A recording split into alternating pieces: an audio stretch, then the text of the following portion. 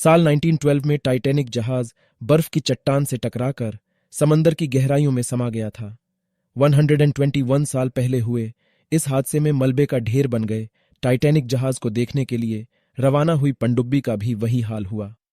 दुर्घटना का शिकार हुई टाइटन पनडुब्बी में सवार सभी 5 अरबपतियों की मौत हो गई। टाइटैनिक जहाज का मलबा देखने अटलांटिक सागर के अंदर गई टाइटन पनडुब्बी डूब गई। टाइटन में सवार 5 लोगों ने तड़प तड़प कर दम तोड़ दिया। टाइटन में टाइटैनिक मामलों के एक प्रमुख विशेषज्ञ, एक ब्रिटिश अरबपति, पाकिस्तान के एक अमीर परिवार के 2 सदस्यों ने जान गंवा दी।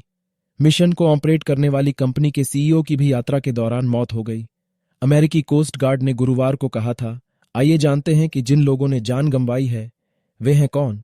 स्टॉकन रश ने समुद्री खोजों और अनुसंधान के लिए चालक दल वाली पनडुब्बियों की सेवा देने के लिहाज से 2009 में ओशन गेट इंक की स्थापना की थी।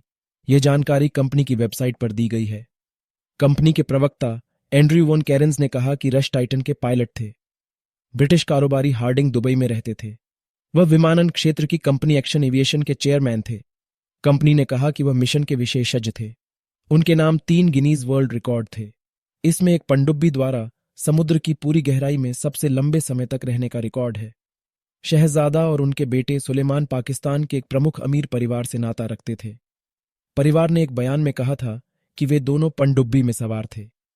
कराची से संचालित उनकी कंपनी दाऊद हरक्यूलिस कॉर्प कृषि, पेट्रोरसायन और दूरसंचार के क्षेत्र में काम करती थी।